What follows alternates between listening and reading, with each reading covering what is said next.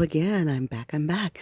So, what does the 50 have to deal with? Well, this is a video I've been wanting to make for a very long time about something that I figured out many years ago, and I wasn't the only one.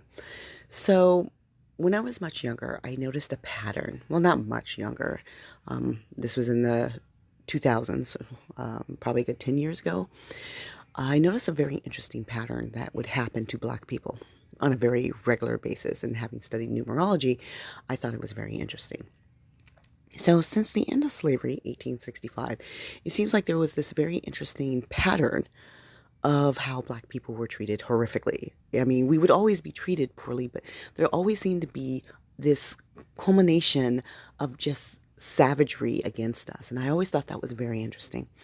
So, 1865, a lot of Black people went through some stuff because it was the end of slavery. They enacted Jim Crow laws. The KKK was started within a year, that sort of thing. And so, laws were set in place. Black people went and did their own thing. The problem was we were very good at doing our own thing. And of course, within 45 to 50 years, which would be the early 1900s, you saw a lot of Black towns and cities being destroyed by white people because they were upset that we could pull off in a few generations what took them 250 years of free labor and their own laziness. So I thought, well, that was interesting. Then, we go through our regular racist ideology and, being, the Great Depression and then World War II, and we still had to go through racism and nonsense even in uniform. And then finally, 45, 50 years later, we get to the Civil Rights Movement. And so Black people started working more with the Civil Rights movements. The Civil Rights Act ends up being signed into office, and we think, hey, we finally made it. It's good. No, it wasn't good. And so what came next was the war on drugs. And so our community, of course, suffered because of that. And then 45 to 50 years later, you're looking at the early 2000s, like 2010, 2015. What are we dealing with? Police shootings, unjustified police shootings. You don't get to blow someone's brains out and put a bevy full of bullets in their backside when they're turned against you.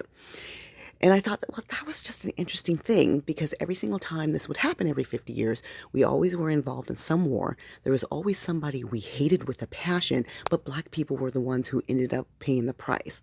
And this is why I talk about not being a trauma sponge.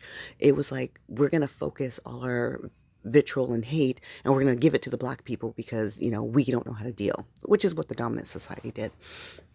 And I found it interesting, so I mentioned it, and I connected to people on the internet, YouTube channels and whatnot, who said, yeah, they noticed the same thing, especially Black women, and we couldn't understand. So years pass by, and then all of a sudden I'm introduced to this wonderful channel that plays a lot of Bobby Hemmitt videos. I think it's called Serious Times Media or Serious Media on YouTube. And the video I saw is Bobby Hemmitt saying things like, we are chaos beings, which I gotta do a whole video on that, but that every 25 years, Black people had an awakening. So I'm like, yes, that's what it is. So every 25 years, we have a spiritual awakening. And then right when we're at the pinnacle of really getting to know ourselves and being back into our natural state, boom, the 50-year mark happens and some horrific, tragic thing happens to Black people as a collective for years. And that's to bring us back down away from our awakening. So back down in vibration and away from the awakening and put us back in the same victimhood mindset. And it was very interesting because I notice it happening right now. Now, my personal view is that with the Black Wall Street and the burning of our successful towns and businesses, that was to collect on our bodies. So they would tear that stuff down, so it made us physically have to rely upon them.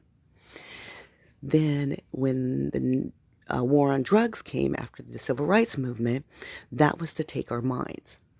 And because we would have, a lot of crack babies being born, a lot of babies being born to women who weren't all the way there.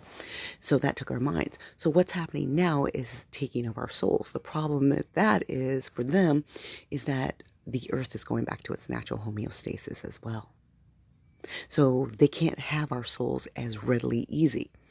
And that's why I'm very adamant that Black women learn to protect themselves and their children on a spiritual and energetic level. It doesn't matter if you're a Christian or a Muslim or agnostic or atheist or whatever, that we learn that self-protection, because this is the one time where they can actually destroy who we are.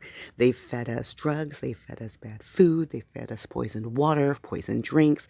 So they can literally grab onto us. And people might say, oh, they can't have our souls. But isn't that what they're trying for?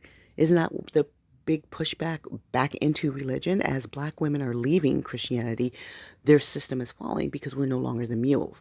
They can't have our energy. So they're trying to force situations, negative, low vibrational, horrific situations, so that Black women are back into that. That way the people as a collective cannot rise. But yeah, I just wanted to put that out there. Let me know what you think.